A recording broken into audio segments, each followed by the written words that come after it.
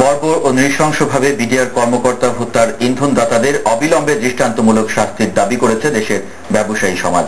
FBCCI, MCCI, DCCI, BGMEA, BKMEA, foreign chamber সহ ব্যবসায়ী ও শিল্পপতিদের সবগুলো শীর্ষ সংগঠন আজ ফেডারেশন ভবনে আয়োজিত সংবাদ সম্মেলন থেকে এই দাবি জানায়। একই সঙ্গে তারা ক্ষতিগ্রস্ত পরিবারগুলোকে সব ধরনের সহায়তারও আশ্বাস দিয়েছেন। ফারুক মেহেদী রিপোর্ট।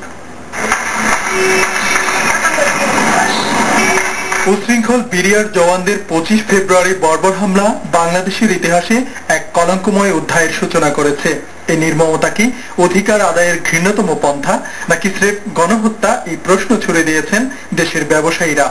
সংবাদ সম্মেলনে তারা ঘৃণা ভরে নিন্দা করেছেন খুনিদের। তারা বলেন, এই হত্যায় দেশ ও জাতির যে অপূরণীয় ক্ষতি হয়েছে তা পূরণ হবে না কখনোই। তারপরও সর্বশক্তি নিয়ে নিহত সেনা পরিবারগুলোর পাশে দাঁড়াতে চান তারা। যে দিনগুলো যাচ্ছে খুব কষ্টের দিন যাচ্ছে, যে পরিবারগুলো আঘাতপ্রাপ্ত হয়েছে তাদের জন্য অনেক কষ্ট, অনেক দুঃখ, অনেক বেদনা।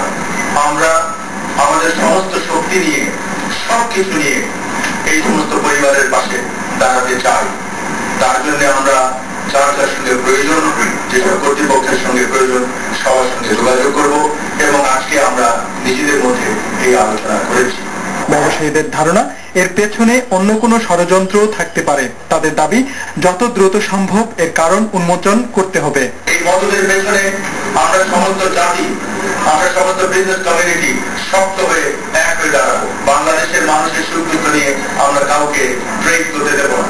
যারা আমাদের এই সমস্ত জাতিকে আহত করেছে, সমস্ত জাতিকে এক ধরনের কষ্টের মধ্যে, বিভ্রান্তের মধ্যে ফেলে দিয়েছে, তাদের এমন শাস্তি হোক কখনো এই ঘটনা আর কোনো পুনরাবৃত্তি না হবে। ব্যবসায়ীরা আশা করেন, বৈদেশিক বিনিয়োগ ও ব্যবসা বাণিজ্যে এই হামলা কোনো প্রভাব ফেলবে না।